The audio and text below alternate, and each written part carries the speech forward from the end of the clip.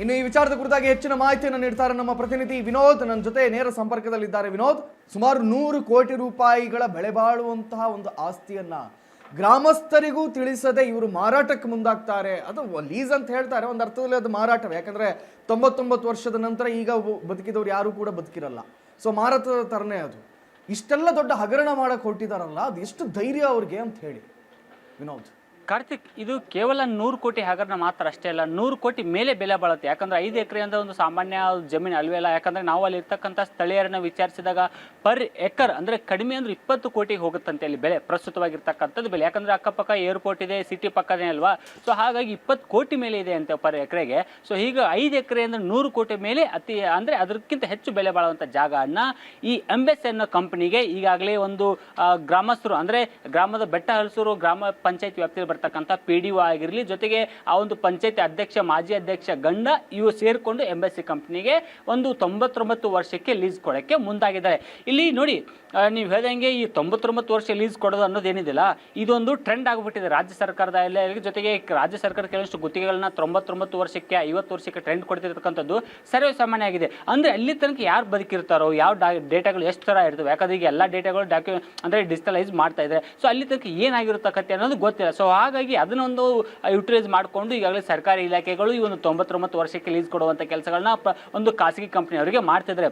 ಇಲ್ಲಿ ಪ್ರಮುಖವಾಗಿ ಆರೋಪ ನೋಡಿ ಒಂದು ಬರ್ತಕ್ಕಂಥದ್ದು, ಕೆಲವೊಂದಿಷ್ಟು ಗ್ರಾಮಸ್ಥರು ಇದಕ್ಕೆ ವಿರೋಧ ವ್ಯಕ್ತವನ್ನು ಪಡಿಸಿದ್ದಾರೆ. ಆದರೆ ಕೆಲವೊಂದಿಷ್ಟು ಗ್ರಾಮಸ್ಥರು ಒಂದು ಪರವಾಗಿ ಮಾತಾಡ್ತಾರೆ. ಯಾಕಂದರೆ ಅದೇ ಒಂದು ಖಾಸಗಿ ಕಂಪನಿಯಿಂದ ಶಾಲೆಗಳ ಉದ್ಧಾರ ಆಗಿದ್ದಾವೆ, ಸರ್ಕಾರಿ ಶಾಲೆಗಳಿಗೆ ಮಕ್ಕಳಿಗೆ ಓಡಾಡೋಕ್ಕೆ ಬಸ್ ಕೊಟ್ಟಿದ್ದಾರೆ, ಮತ್ತು ಹಾಸ್ಪಿಟ್ಲ್ಗಳನ್ನು ಕಟ್ಟಿದ್ದಾರೆ, ಮತ್ತು ರಸ್ತೆಗಳನ್ನ ಮಾಡಿದ್ದಾರೆ.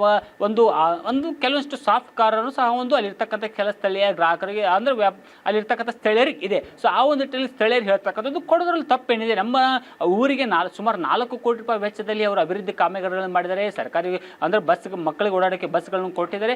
ಕೊಟ್ಟರೆ ತಪ್ಪೇನೆನ್ನುವ ವಾದಗಳನ್ನು ಒಂದು ಪಂಚಾಯಿತಿಯ ಮಾಜಿ ಅಧ್ಯಕ್ಷೆಯ ಅಂದರೆ ಗಂಡ ಅವರೊಂದು ತಮ್ಮ ಸಮರ್ಥನೆ ಮಾಡ್ಕೋತಾರೆ. ಆದರೆ ಇವರ ವಿರುದ್ಧ ಇರತಕ್ಕಂಥ ಕೆಲವೊಂದು ಜನಗಳು ಏನಂದರೆ, ಇದನ್ನು ಗೋಮಾಳ ಜಾಗ, ಸರ್ಕಾರಿ ಜಾಗ ನೀವು ಹೆಂಗೆ ಬೇರೆದವ್ರು ಕೊಡ್ತಾರೆ, ಇದು ಕಾನೂನು ಪ್ರಕಾರ ಇಲ್ಲೀಗಲ್ಲು. ಇಲ್ಲಿ PDO ಪಾತ್ರ ತುಂಬ ಪ್ರಮುಖವಾಗಿದೆ. ಅಂದರೆ ಎಲ್ಲ ಒಂದು ಸದಸ್ಯರ ಗಮನಕ್ಕೆ ಬಾರದೇ ಈ ಒಂದು 99 ವರ್ಷಕ್ಕೆ ಲೀಸ್ ಕೊಡುವಂಥ ಕೆಲಸಗಳನ್ನು ಇಲ್ಲಿರ್ತಕ್ಕಂಥ ಒಂದು PDOನು ಮಾಡಿದ್ದಾರೆ ಅಂತ ಆರೋಪವನ್ನು ಮಾಡ್ತಿದ್ದಾರೆ.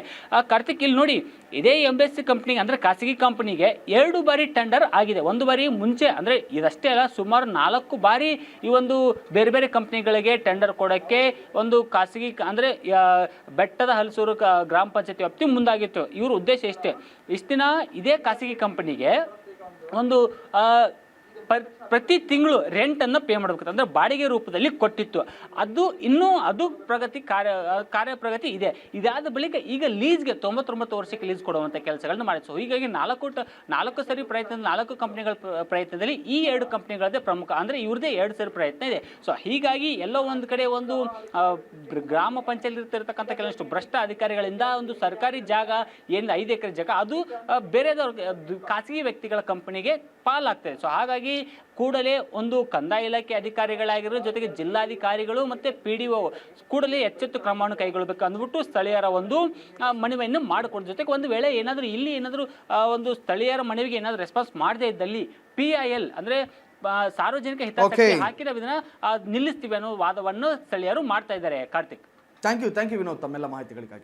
ಒಪ್ಕೊಂತೀನಿ. ಆದ್ರೆ ಏನಾಗಿತ್ತು ಅಂದ್ರೆ, ಅವ್ರಿಗೆ ನಂಬರ್ಗಳ ಗಮನಕ್ಕೆ ಬರಿಲ್ಲ ಅಂದ್ರೆ ರೈಟಿಂಗ್ ನಲ್ಲಿ ಕೊಡ್ಬೇಕಾಯ್ತು. ಮಾನ್ಯ ದಿವಸನೇ ಎಲ್ಲಾ ಕಡೆ ರೈಟಿಂಗ್ ನಲ್ಲಿ ಕೊಡ್ಬೇಕು. ನಮ್ಗೆ ಗೊತ್ತಿಲ್ಲದ್ರೆ ಮೋಸ ಮಾಡಿದಾನೆ, ಸ್ಟೀಚ್ ಮಾಡಿದಾನೆ ಅಂತ ಹೇಳಿ PDOನ ನಾವು ಏಕಾಏಕಿ ಆಚೆಗೆ ಎಳೆದು ಬಾಕಿ ಹಾಕೋದು ಕಾನೂನು ಬಾಹಿರ. ನಾವು ಆಫೀಸರ್ಸ್ಗಳಿಗೆ ಕಂಪ್ಲೇಂಟ್ ಕೊಡಬೇಕು, ಲೀಗಲ್ ಪ್ರಕಾರ ಹೋಗ್ಬೇಕು. ನಾವು ಒಪ್ಕೊಂತೀವಿ. ಅದು ಹಂಗೂ ಹಾಕ್ಬೇಕು, ಗೆರವ್ ಹಾಕ್ಬೇಕು ಅಂದರೆ ಒಂದು 500 ಜನ 1000 ಜನ ಸೇರಿಸ್ಬೇಕು, ಪಂಚಾಯತ್ ಮುಂದೆ ಕುಂಡಿಸ್ಬೇಕು, ಗಲಾಟೆ ಮಾಡಬೇಕು, ಇಲ್ಲ ಅಧಿಕಾರಿಗಳನ್ನ ಕಳಿಸ್ಬೇಕು, ಮೇಲೆ ಇರೋ ಅಧಿಕಾರಿಗಳನ್ನ ಕರೆಸ್ಬೇಕು. ಅದು ಕಾನೂನಲ್ಲಿ ಓಡಾಡೋಂಥ ಕೆಲಸ. ನಾವು ಏಕಾಏಕಿ ನಾವು ಎಳ್ದು ಹಾಕಿದ್ರೆ ಕಾನೂನು ಕೈ ತಗೊಂಡಂಗಾಗುತ್ತೆ, ಅದು ತಪ್ಪಾಗುತ್ತೆ ಅಂತ ನಾವು ಮಾಡಲಿಲ್ಲ. ಅದು ಹೋರಾಟ ಮಾಡೋಕ್ಕೆ ರೆಡಿ ಇದ್ದೀವಿ ಸರ್. ಇವೆಲ್ಲ ಇಷ್ಟೊತ್ತು ಈ ಜಾಗ ಏನಿದೆ ಇದು ಸಾರ್ವಜನಿಕ ಆಸ್ತಿ. ಸಾರ್ವಜನಿಕ ಆಸ್ತಿ ಸಾರ್ವಜನಿಕರಿಗಾಗಿಯೇ ಉಳಿಬೇಕು. ಯಾವುದೇ ಕಾಲಕ್ಕೂ ಬೇರೆ ಯಾವುದೇ ಖಾಸಗಿ ವ್ಯಕ್ತಿಗಳಿಗೆ ಹೋಗಬಾರ್ದು ಅನ್ನೋದೇ ನಮ್ಮ ಉದ್ದೇಶ. ಆದರೆ ಇದೆಲ್ಲ ಏನು ಇವತ್ತು ಎಂಬೆಸಿ ಮೇಲೆ ಆರೋಪ ಮಾಡ್ತಾ ಇದ್ದಾರಲ್ಲ, ಇದೆಲ್ಲ ನಿರಾಧಾರ. ಕಾರಣ ಏನು ಅಂದರೆ, ಅವರಿಗೆ ಇಲ್ಲೇ ನಮ್ಮೂರ ಹತ್ರನೇ 106 ಎಕರೆ ಅವ್ರದ್ದೇ ಸ್ವಂತವಾದ ಜಾಗಗಳಿದೆ. ಆ ಜಾಗಗಳಲ್ಲಿ ಅವ್ರು ಏನು ಬೇಕಾದ್ರೂ ಮಾಡ್ಕೊಳ್ತಾ ಇದ್ದಾರೆ. ಮಾಡ್ಕೊಳ್ತಿರೋ ಅಷ್ಟೇ ಅಲ್ಲದೆ ಅವರು ನಮ್ಮ ತರುಣಸೆಗೆ ಸರ್ ಏನಿದು ಎಂಬಸಿ ಸಂಸ್ಥೆಯವರು ಈಗಾಗಲೇ ಇದನ್ನು ಬಾಡಿಗೆಗೆ ಅಂತೇಳಿ ಒಂದು ಅಪ್ಲಿಕೇಶನ್ ಹಾಕಿರ್ತಾರೆ. ಆದರೆ ಇದನ್ನೊಂದು ಅಪ್ಲಿಕೇಶನ್ ಹಾಕಿದಾಗ ಅದನ್ನು ರೆಸಲ್ಯೂಷನ್ ಪಾಸ್ ಮಾಡಬೇಕಾಗಿರ್ತಕ್ಕಂಥದ್ದು ಅಲ್ಲಿನ ಚುನಾಯಿತ ಪ್ರತಿನಿಧಿಗಳು.